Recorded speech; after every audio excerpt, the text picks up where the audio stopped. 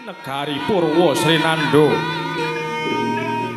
Negara Panjang Punjung Pasir Wukir Kemah Ripah Loh Jinawi Kertoto Raharjo Dasar negari Gedhe Obore Padang Jagate terus lancepe adoh kuncarane sinten ingkang jejuluk Narendra ing Astina jejuluk Prabu Duryudana ya Sang Prabu Ngurupati ya Gendari Suta Nararya Jaka Pinar Sri Bupati Destarata Putra ya Prabu Suyudana nuju Hari Respati Sang Nata lenggah siniwaka den adhep lenggahnya Pandhita ing saka 5 peparab Begawan Durna ya Sang Resi Kumbayana minangka Brahmaning praja tuwin Narpati ngawangga Sang Surya Putra Narpati Basukarna kang dadya beteng gulaguling praja dene ingkang lenggah amarika lukaya konjema ing Parantala yekti punika warung Kanata ingkang kekasih Harya Sumanjo Sang Patih Harya Sengkuni ingkang lenggah radi kepering punika kadang nata kekasih Raden Harya Kartamarma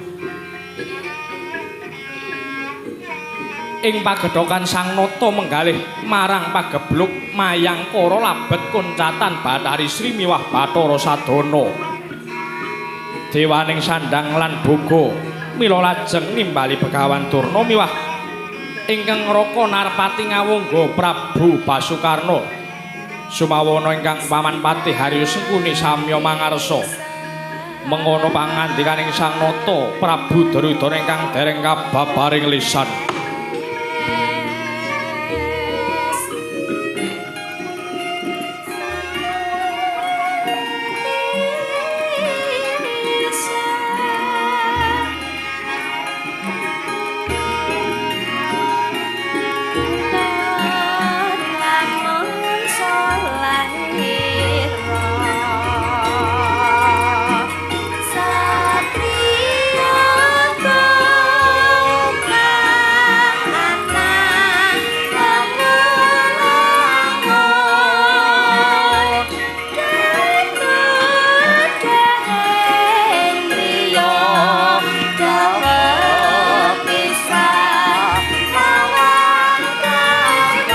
Dina ning pasewakan busana maneka warna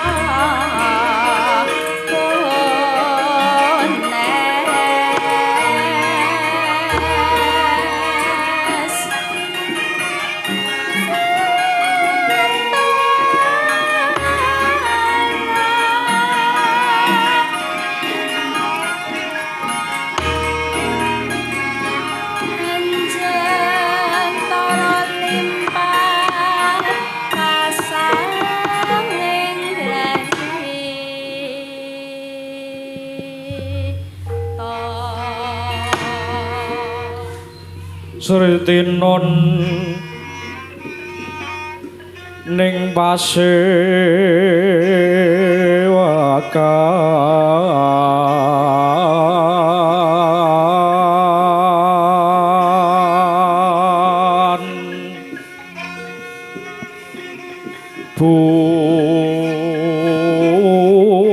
busana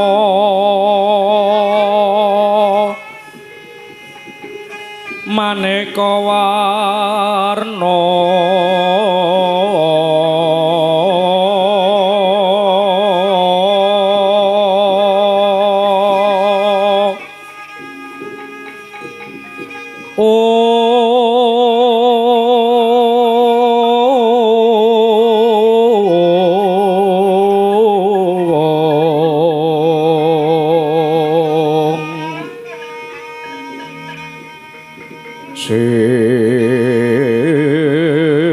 bak puspiteng Udyana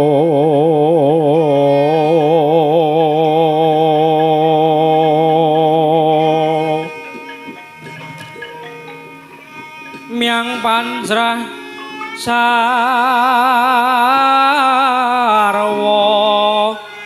rukma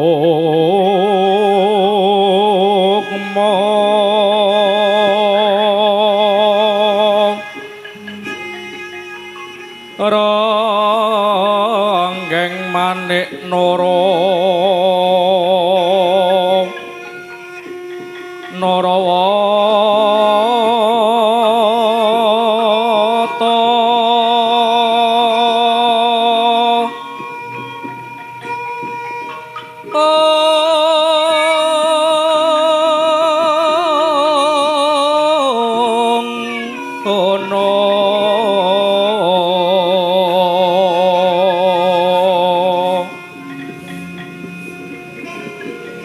Pra banyo kang sumirat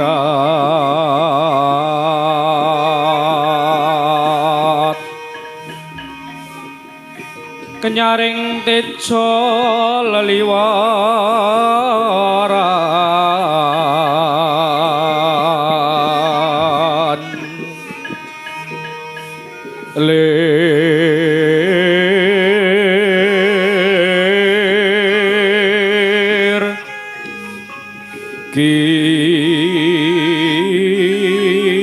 kilat sisiring dadit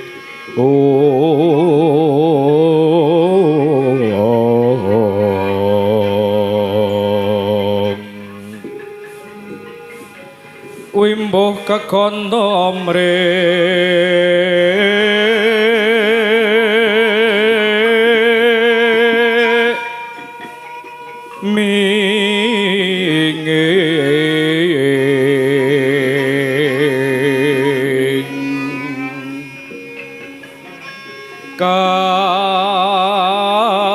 katiuping maruta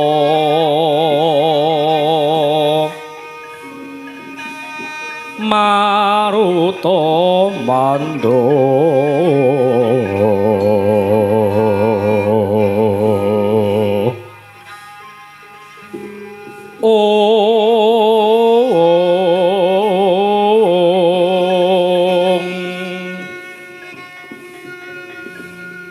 saparan mangambar kungas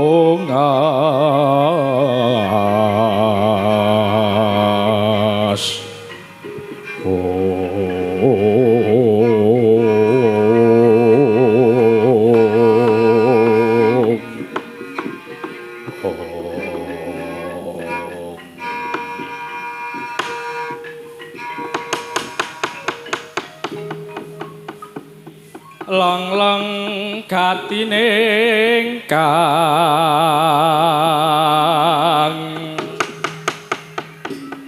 awan sapa-sapa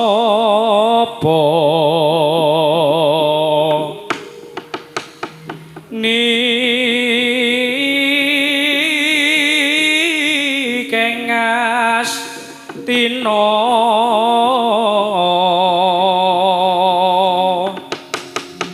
samantara tekeng tekal kuru narya ya Kresna laku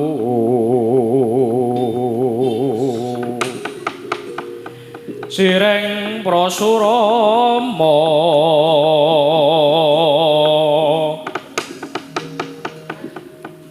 kanwan wajanaka tulurna rado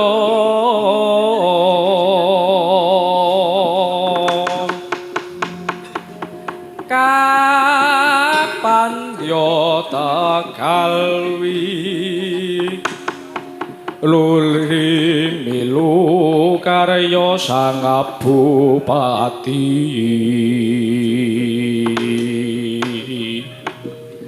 sang Pati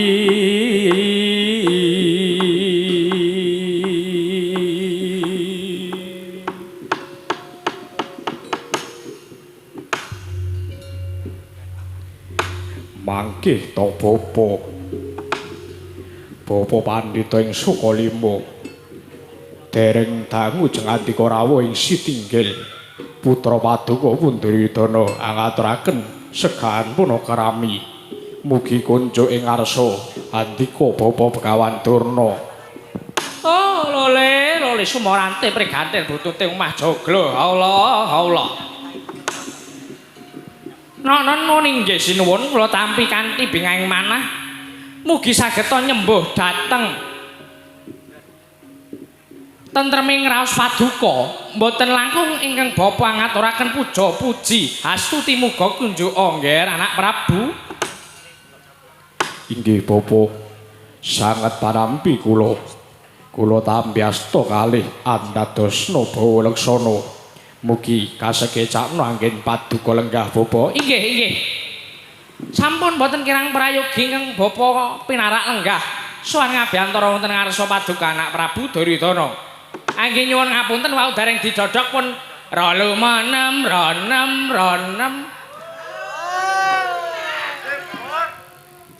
Karane kesusu. Mboten dados menapa? Inggih, boten dados menapa ageng pangapuranipun. Inggih. Koko Prabu kadang kula ngawungga. Ingkang rayi Punduryudana ngaturaken segahan punaka rami kunjuk ngarsa paduka Koko Prabu Basukarna. Nun inggih Yai Samyaji dahat panampi kula raharja kalis ing rubeta amung pudyastawinipun pun kakang ing ngawangga mugi katura ing ngarsanipun Nyai Prabu Duryudana kawula nuwun. Lho nggih Koko Prabu sanget kula pundi paring pudyastuti paduka mugi sageta hamimpuhi santosaning hangga kula kaprayogena anggen paduka lenggah Koko Prabu. Nun inggih ngestaken dawuh kados boten kirang keca ingkang ngraka sona abiyantara ngarsa paduka Yayi Prabu Duryudana. Nun inggih ngestaken dawuh paman Harya ing kepatihan paman Patih Sengguni padha raharja pekenira marak ing Setinggil durung suwe. Kawula nuwun inggih sinuwun pisuwanipun ingkang Bapa ing kepatihan widada kalis ing Pancabaya sungkem kula mugi kunjuk ngarsa paduka sinuwun anak Prabu Duryudana. Iya paman manira tampa tiba sepadha-padha kepenakna pekenira lungguh dene manira bakal wawan pangatikan marang Bapa Begawan Durna lan Koko Prabu ing ngawangga. Nuwun inggih ngestaken dawuh sinuwun. Mangke to Bapa Begawan Durna menapa dene Koko Prabu Adipati Karna swawi kula aturi majeng anggen paduka sami lenggah badhe kula jateni wigatos sing pasewakan ing hari punika Bapa Begawan Durna. Oh kawula nuwun inggih sinuwun ngestaken dawuh swawi kula aturi paring dawuh ingkang terwaca pun Bapa badhe mirengaken ingkang tetela kula nun. Nun inggih Yai Samyaji sumangga enggal paring dawuh menapa wigatos sing pasewakan dinten punika pun Kakang gya medhangetaken ingkang tetela pangandika paduka Yayi Prabu Duryudana. Anjrah Kang Puspita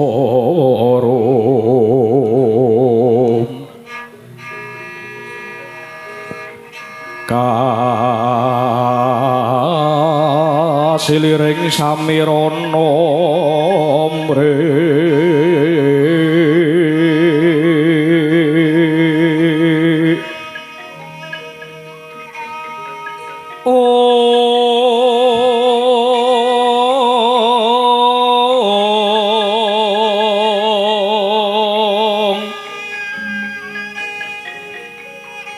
sekar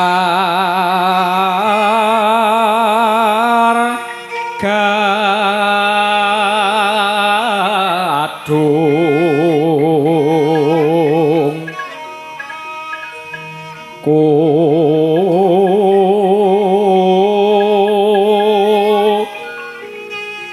ngas kandanyo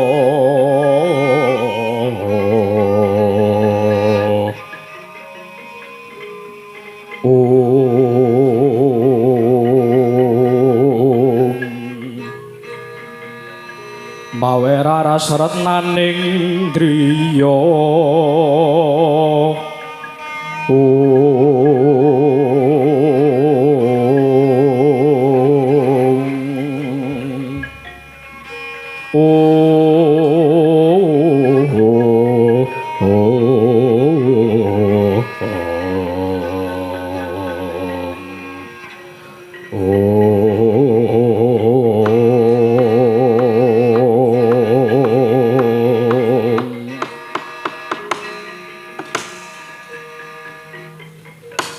mangke to bapa milanipun jengandika kula rawuhaken dinten punika sesarengan kalian Koko Prabu Ngawangga mboten sanes badhe kula aturi ngrembak bab ya dening nagari Astina ingkang kataman pagebluk Mayangkara temah nuwuhaken panandhanging para kawula sami nandhang keserakat awis sandang lan buga satemah kathah kawula ingkang nandhang sakit bebasan sakit enjang sonten dumugi ing pejah sakit sonten wancinta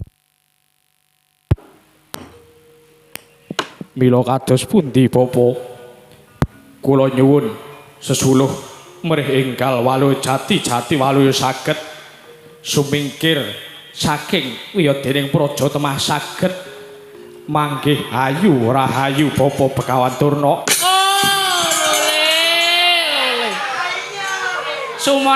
Sumorante pregandel buntute util-util. Get-geti Kakang Durna. Men do ora ngantuk dijuni. Awane panas gek semribit weteng wareg. Nah, kuwi gampang ngantuk. Ah nggih. Mula men ora ngantuk diget-geti ngeten iki. Mengke nek kena jantung ya diben ditambani dhewe. Ngrekasake wong. Yo sampeyan ki nggaya rombongan. Rombongan ngewahake dipateni ngoten mawon. Aja dieman-eman. Ah nggih. Nuwun mangke sinuwun, nuwun mangke. Dereng kemawon ingkang bapa badhe munjuk atur ingkang sinuwun sampun paring dawuh. Saestunipun mila negari Astina kataman pagebluk larang sandang laran pangan andalari kathah sesakit temah kathah para kawula alit ingkang sami dumugening praloya. Amargi kula tampi wasitaning Jawata linangkung mila kula lajeng badhe munjuk atur ing ngarsa paduka anak Prabu ing Astina anak Prabu Duryudana. Lajeng kados pundi sasmitaning Jawata kala wau Bapa Begawan Turna? Miturut sasmita ingkang kula tampi bilih ing negari Nusantara mliginipun ing tanah Jawi ing negari Ngastina para raja, para ratu, para kawula langkung-langkung para among tani ingkang rinten dalu sami anggarap Tegal tuwin sabenipun sampun sami kesupen memetri sarta hangeluri dhateng dewaning sandang tuwin dewaning pangan inggih menika Bathara Sadana miwah Bathari Sri. Mila mboten mokal menawi pangawak dewaning sandang pangan inggih Bathara Sadana miwah Bathari Sri oncat saking tanah Jawi cumondhok wonten ing negari Ngamarta. Lah kok saged negari Ngamarta saged kecondhokan Bathari Sri? Amargi negari Ngamarta nggadahi pusaka wujudipun kembang cangkok Wijaya Kusuma tuwin pustaka Jamus Kalimasada. Tur kula nyuwun sewu menika kula ngaturaken bab ingkang wonten kasunyatanipun. Bab menapa Bapak Durna? Nuwun sewu. Para kawula negari Ngamarta kalian para kawula negari Ngastina menika bentene tebih sanget. Bentene menapa? Para kawula negari Ngamarta menika saben-saben panen anggenipun sami tetandur menika mboten supe kalian dewaning pangan lan sandang. Sami anggenipun memetri bumi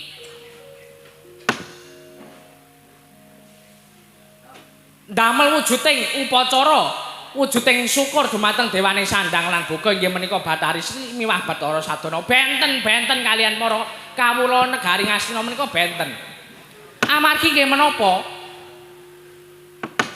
Kula nyuwun sewu saking ngarsanipun anak Prabu Duryudana, kula nyuwun sewu.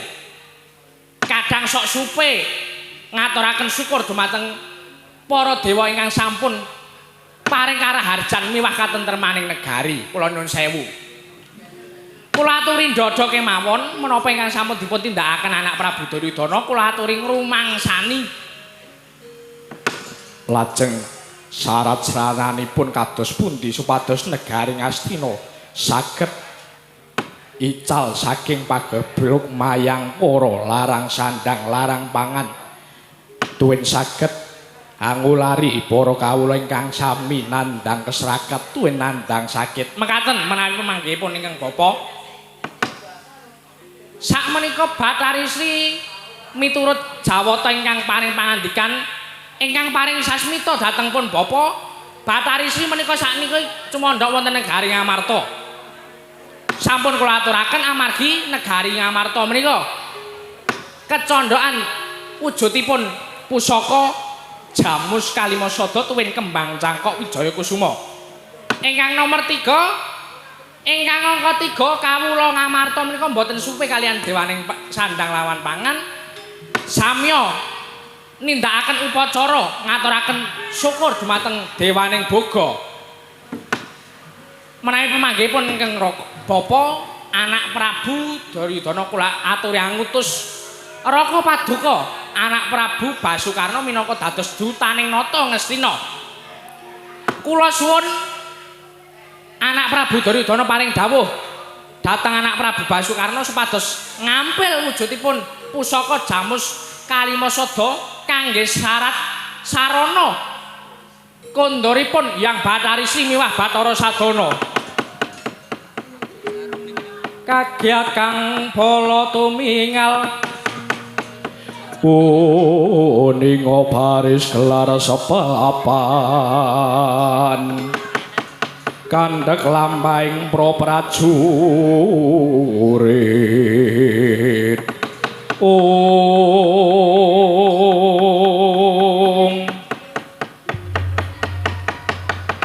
jagat dewa Bathara jagat pangestungkara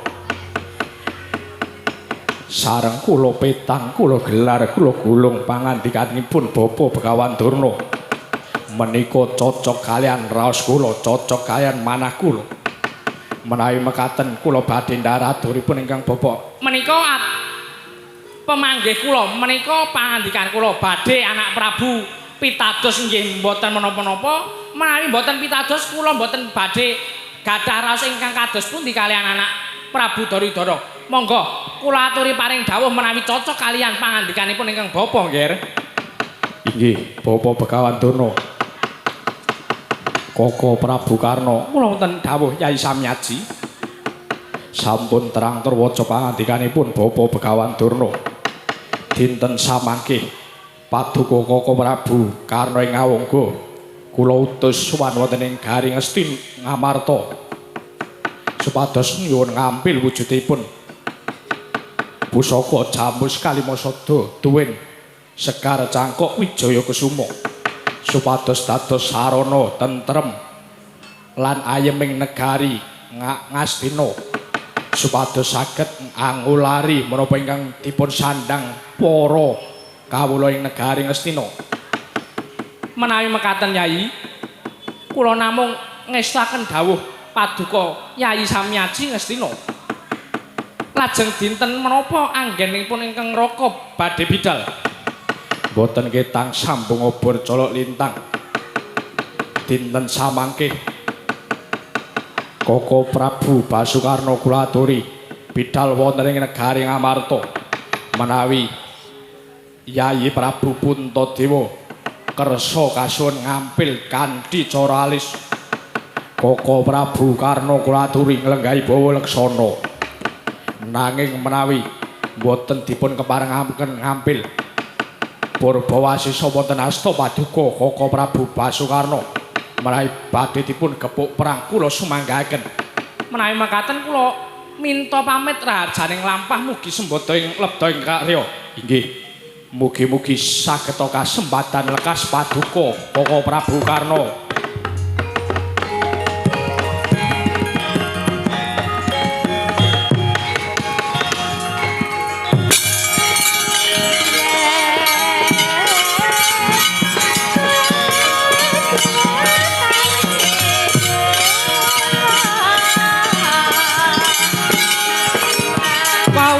Sang Surya Putra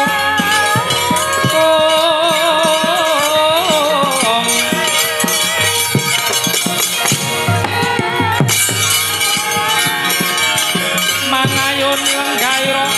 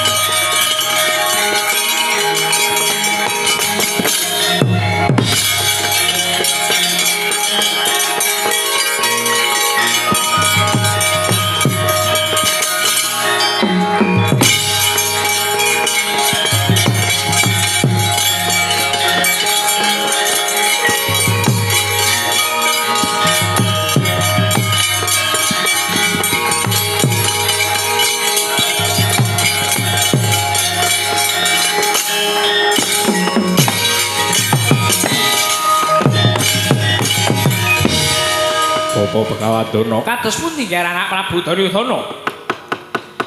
Koko Prabu Basukarna sampun tindak tumuju wonten ing Negari Ngamarta. Inggih. Mugi-mugi anak kula pun Prabu Puntadewa saged maringaken wujudipun pusaka Jamus Kalimasada tuwin kembang cangkok Wijaya Kusuma. Inggih kasinggihan Bapa.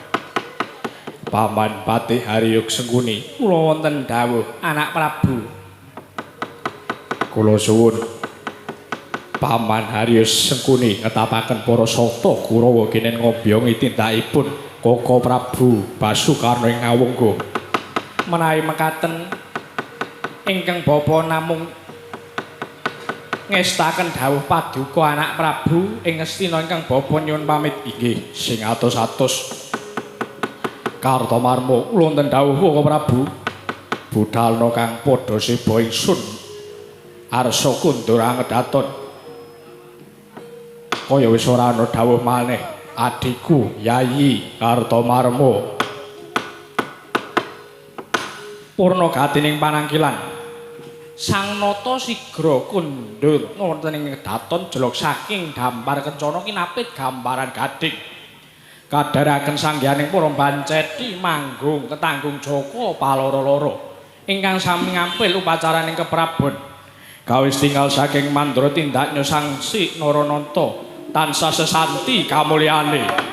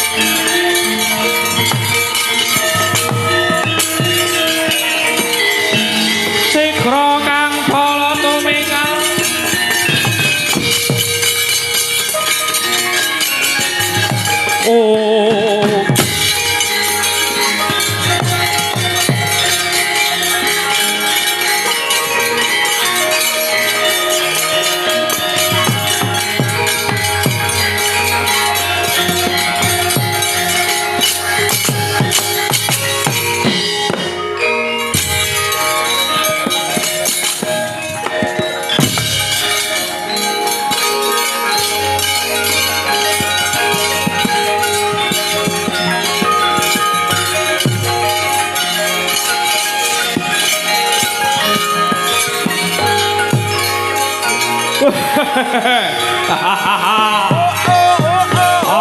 aku. Ayo Bang.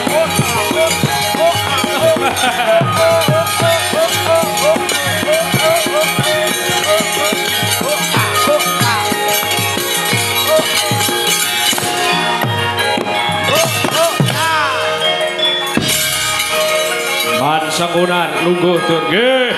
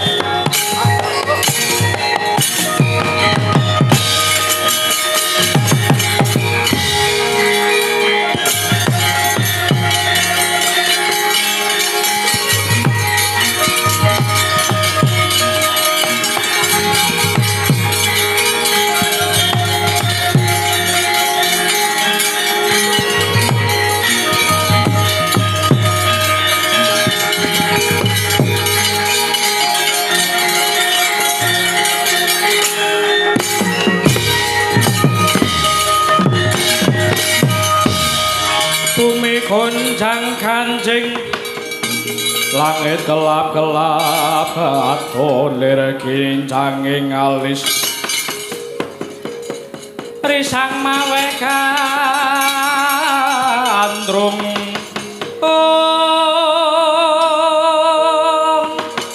sabarang kadulu ukir moyak mayik saking Dias Baliwur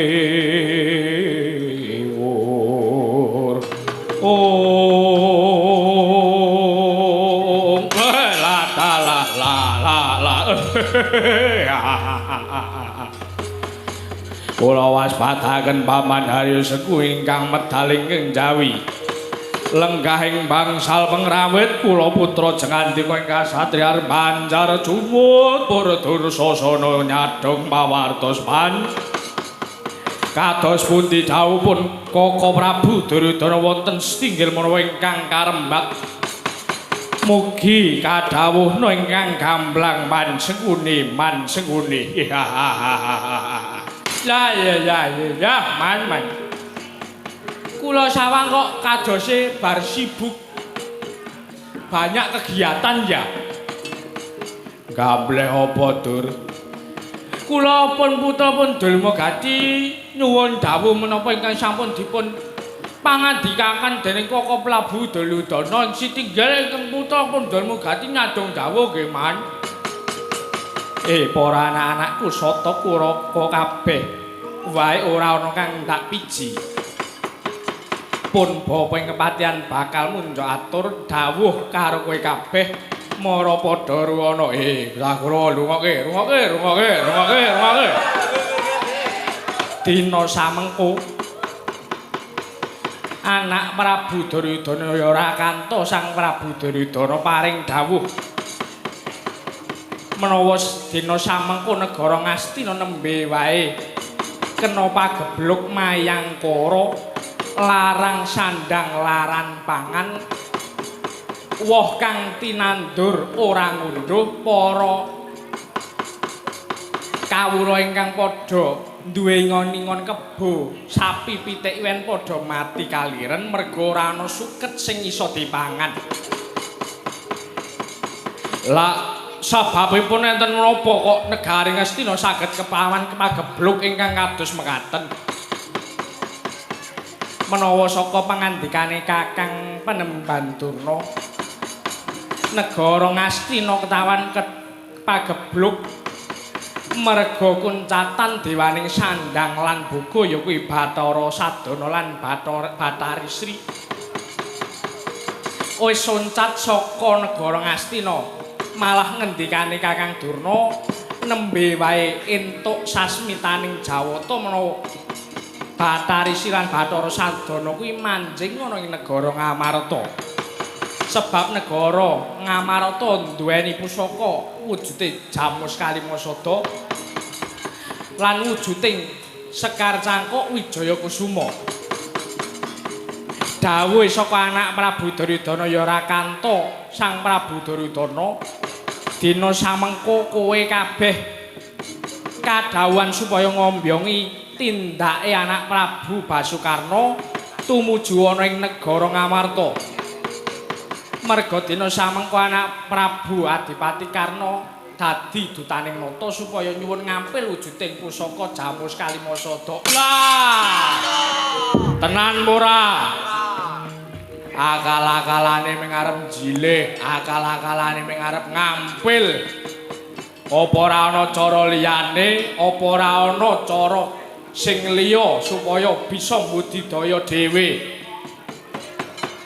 Dereng mesti negara Ngamarta niku duwe pusaka ampuh, terus negara Ngamarta kepanjingan Bathari Sri lan Bathara Sadana dereng karuwan. Saged mawon niki saged mawon malah negara Ngamarta ugi nembe ketaman pagebluk mayangkara. Nanging dawuhing Kakang Durna nampa wasitaning Jawata kaya mengkono Dursasana. Alah. Napa Bapa Begawan Durna ngendika, dewa pundi sing ngekeki sasmita jenenge sapa?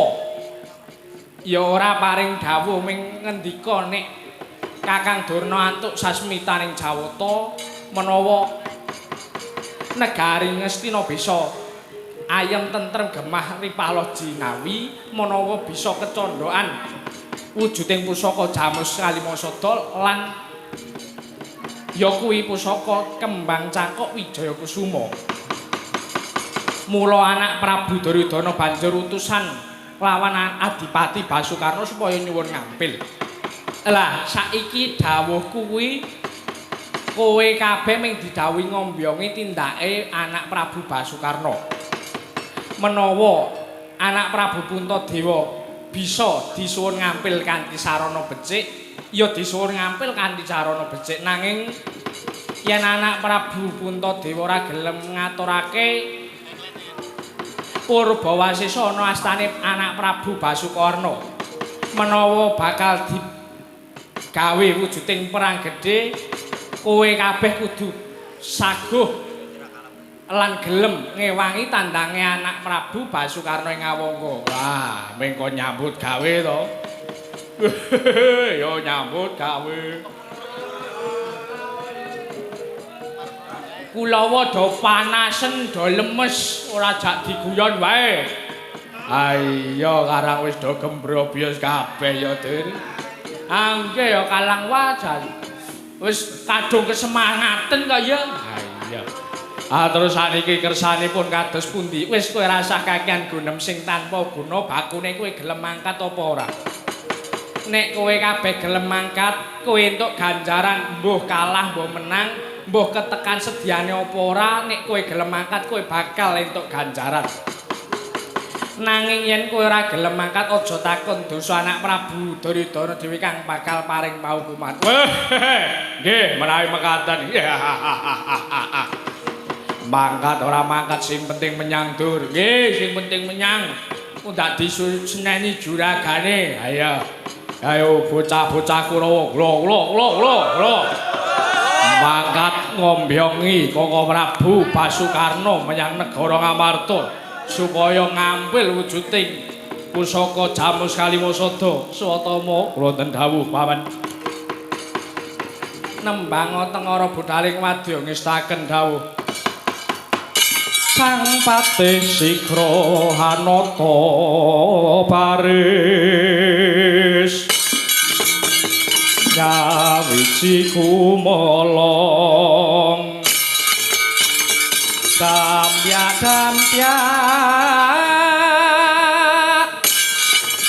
kumregut lampahi binarung krapya watang gadhe kumelarenge bagi surae gumuruh.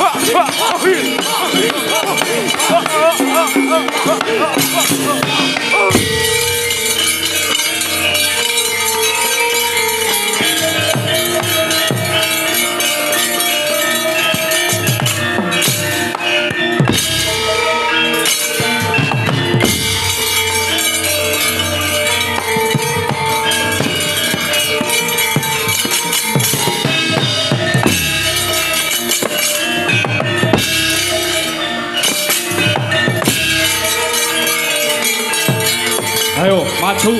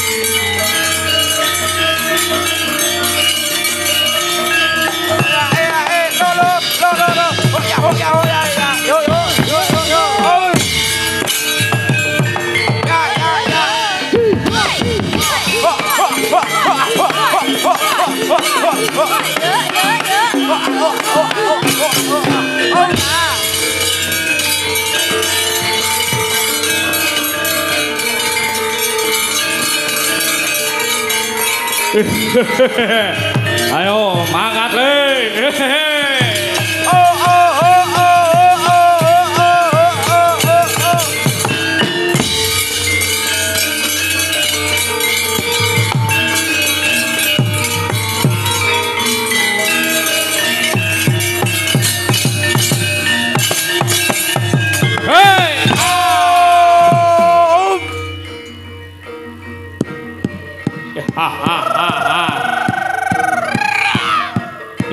Bocah Kurawa maju menyang negara Ngamarta njaluk pusaka Jawa Kaliwasata menyang yo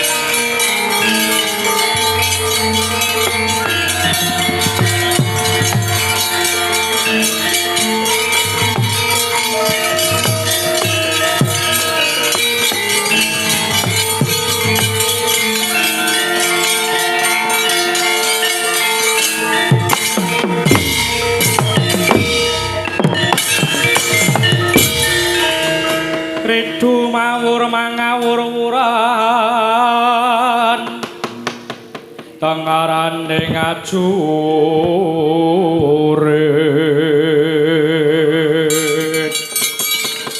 kong maguru kongso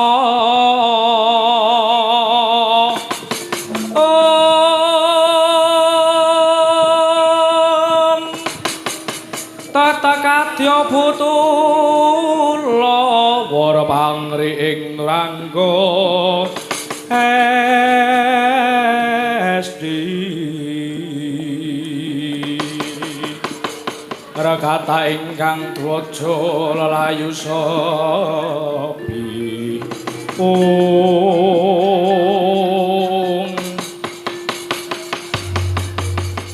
Angger Antasena ngawi pun paman garba ruci ana dawuh apa Dimas Antasena ngawi pun kakang pringgotani ana apa Dimas Antasena nimbalipun kakang ana apa Dimas Mak cilik Setyaki kakang Gatotkaca kakang Antarja kabeh wae aku nembe wae nampa dawuh saka ngarsaning Bapak Werkudara supaya aku mak cilik Setyaki kakang Gatotkaca karo kakang Antarja kuwi njaga katentremane negara Ngamarta amarga saiki pepundhane awak dhewe ya kuwi Siwa Puntadewa Bapak Werkudara Paman Arjuna lan paman kembar lagi manjing ana ing telenging sanggar pamujan nyuwun pepadang ana ngarsaning Gusti Kang Maha Kuwasa supaya bisa padhang ya kuwi pagebluk mayangkara kang tumanduk ana ing negara Ngamarta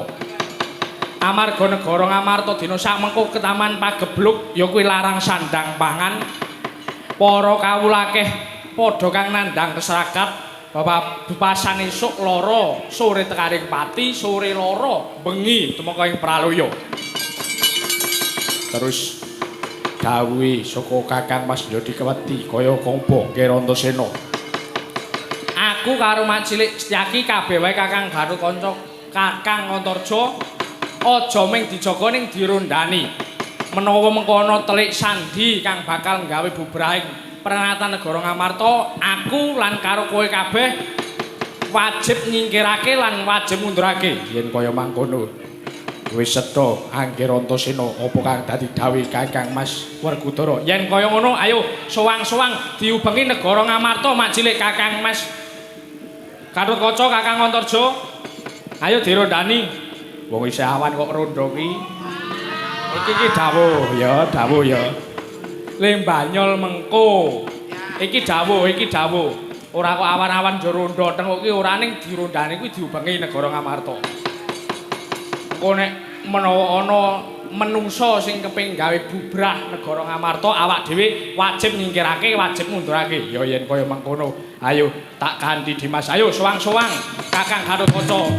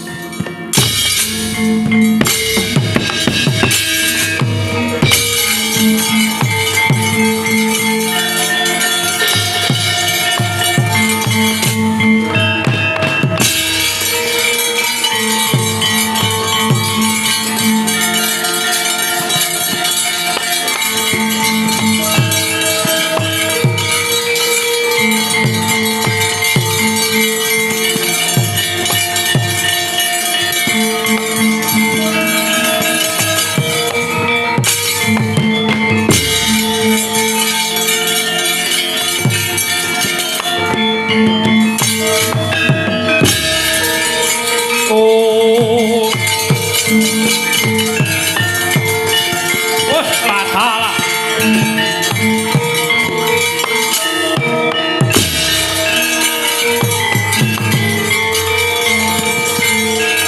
Ayo mandek yuk.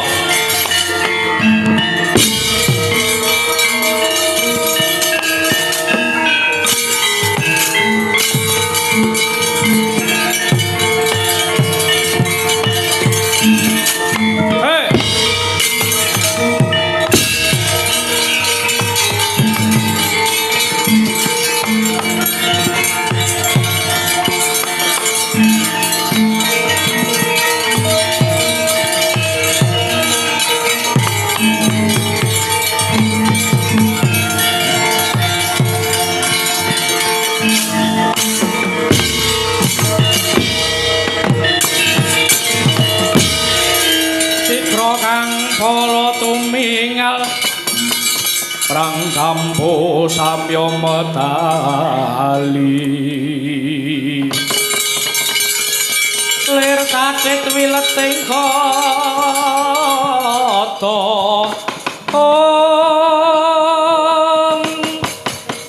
dang langkung manguncani dimenjang sangaji mijil Ladenya ngedali wus buta sura wiraga kaya buta singa ragil.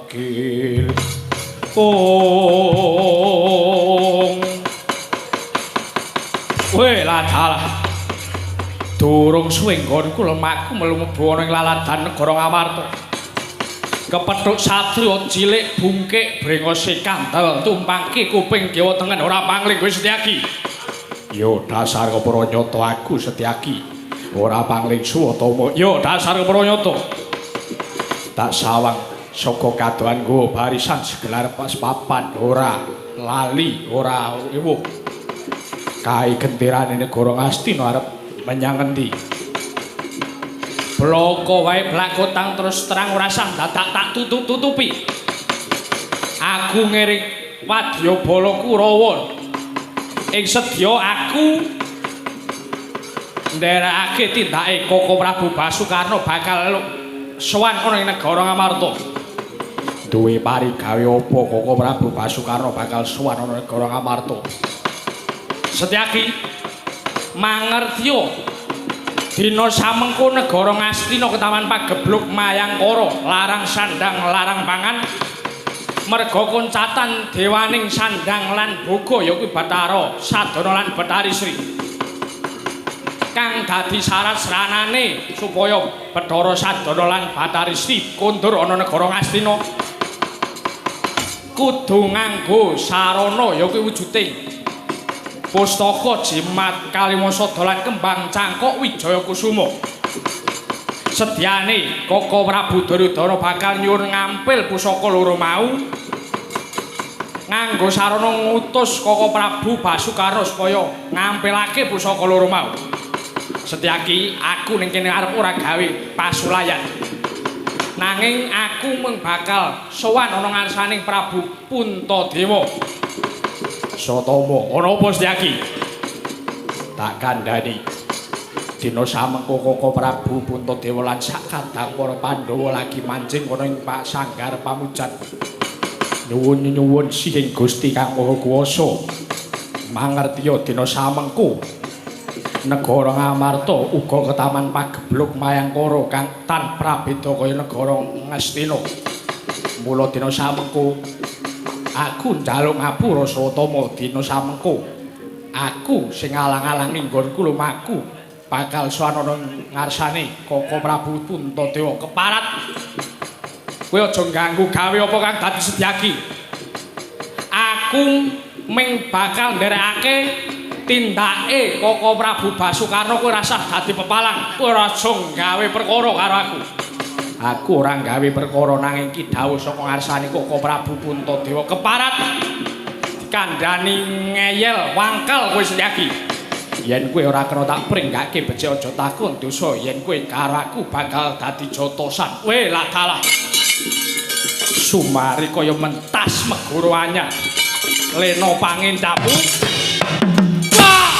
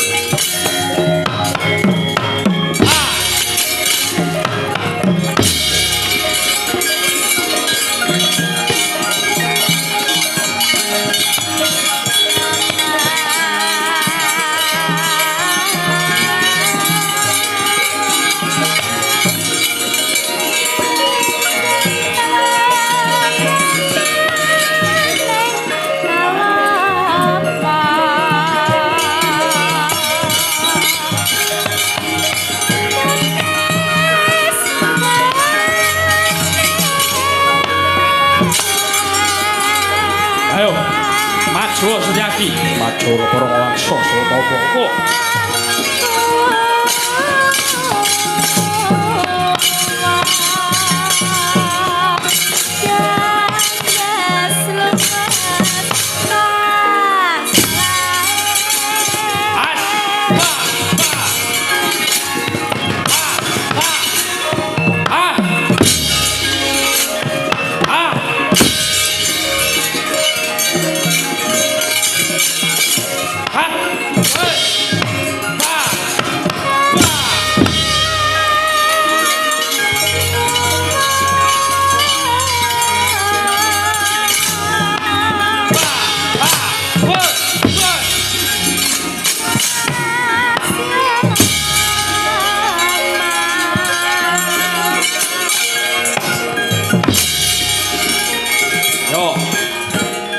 Aja mundur Setyaki.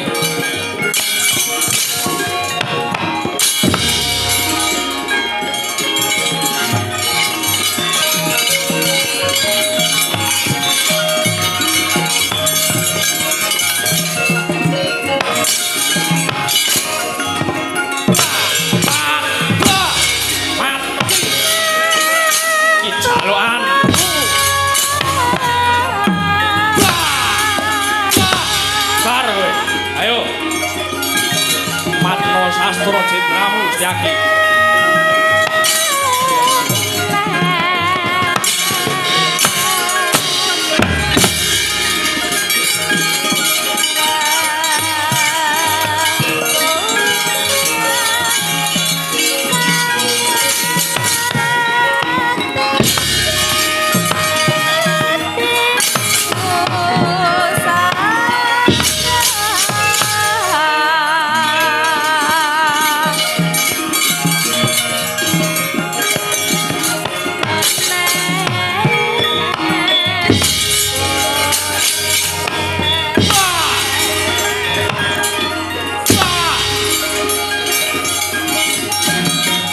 Waduh, mati aku.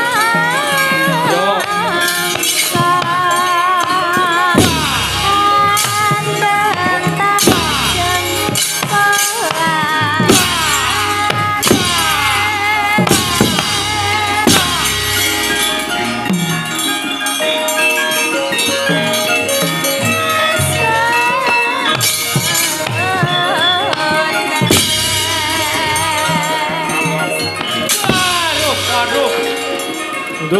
Mundur.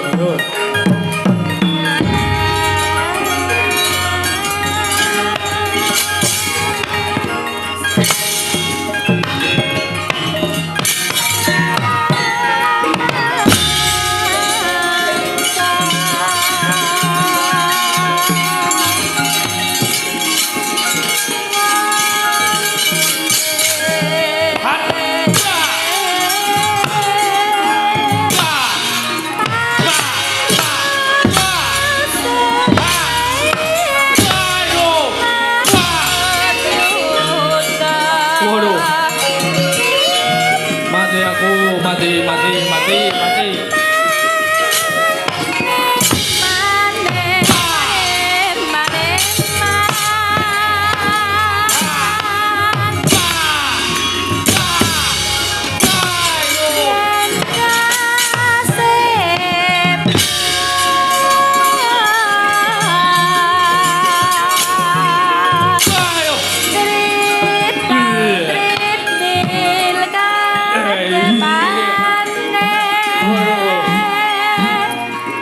Disaduk wetengku.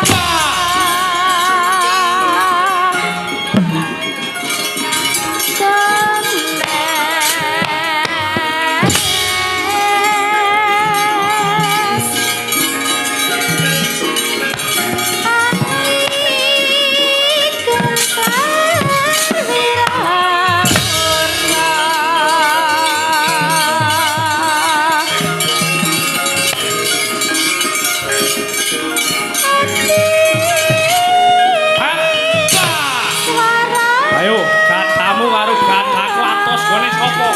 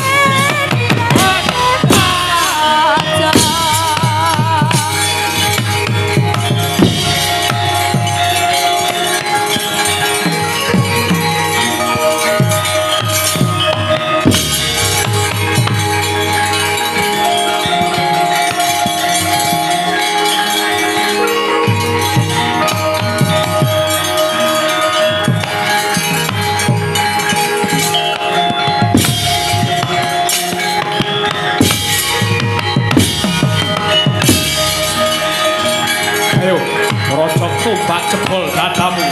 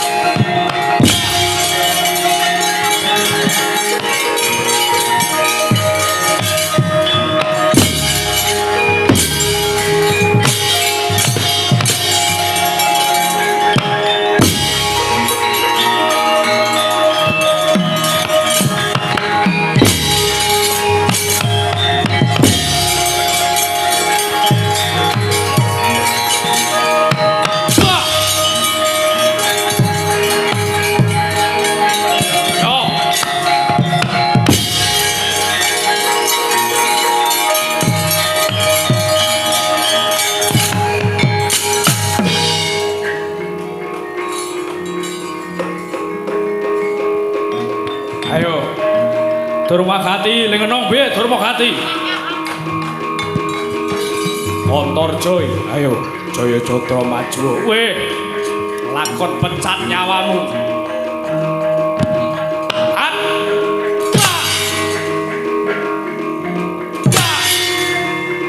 Hat.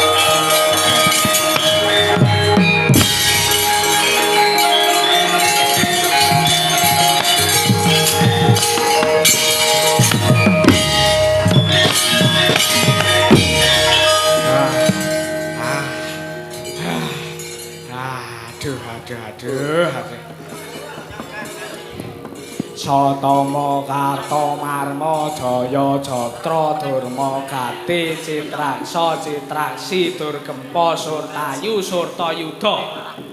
Ngapusi wong sing metu mung Satama Karta Marma. Mau tangane do cidra. Padha ringkih men wis suwe ra tau kanggo. Do ringkih men musuh anak-anak Pandhawa kok do mundur niku pripun, Man? Aku dhewe ya ora ngerti. Wis kono saiki sing tak percaya sadurunge anak Prabu Basukarna sing maju mung kowe. Wis saiki mangsa Baranga kowe apa anak Pandhawa sing kalah, apa kowe sing wirang, apa anak-anak Pandhawa sing wirang. Wis, gak karepmu. Wow, wong tuwa ora kena tanggung jawab ya ngono kuwi. Yo. Yo. Ayo. Setyaki.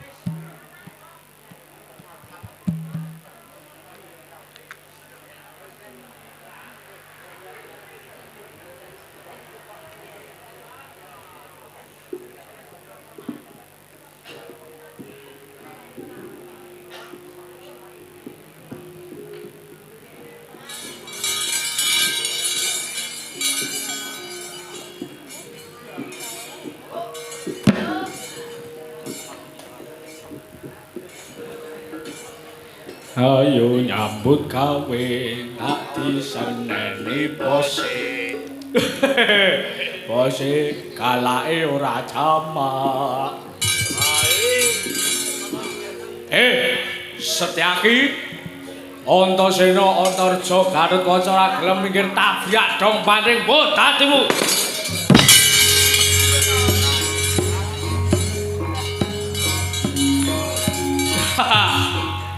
Ayo.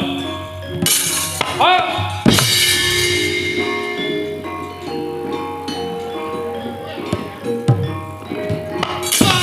Putar.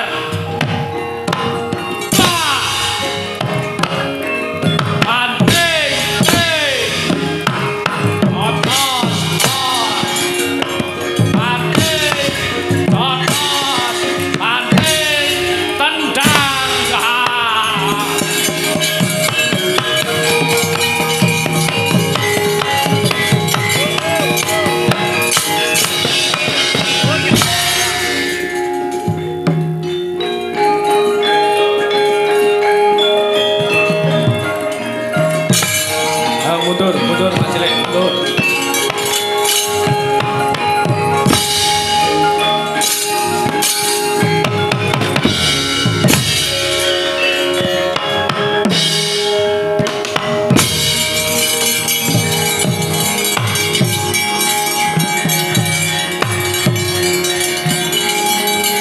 Woi, lah salah.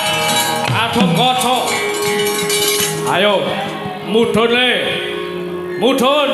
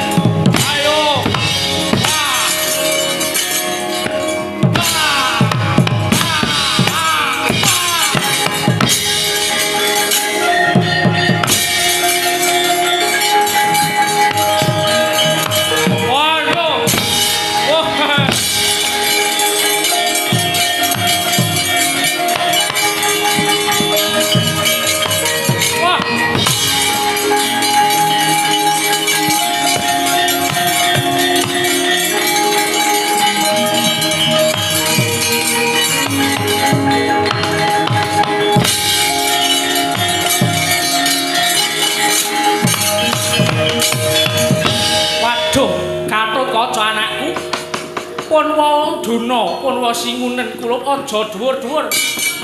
Kula andhapaken nanging Wa Prabu Karna kedah kundur wonten Garing Astina. Aku mau sakderma nglampahi dawuh Yai Prabu Duryudana. Pokok paduka kedah kundur wonten Ngawangga. Yo, aku manut ning aku Dana Gatotkaca.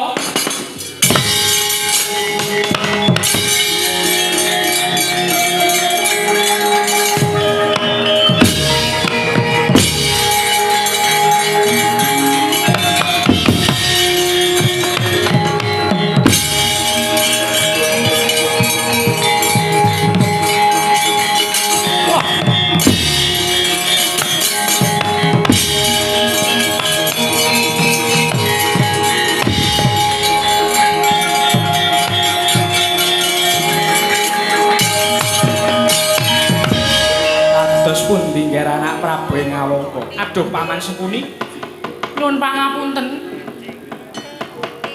Kula malah dipun uncalaken kalian putra kula pringgondhanipun Gatotkaca. Kula dibeta mabur wonten ing antariksa kula singunen kula ajrih Paman. Lajeng kados pundi? Monggo kula aturi mundur rumiyin. Mbok menawi mengke wonten cara supados saged nyidra wujuding pusaka Jamus Kalimasa Datuwin kembang cangkuk Wijaya Kusuma. Monggo kula dherekaken anak Prabu.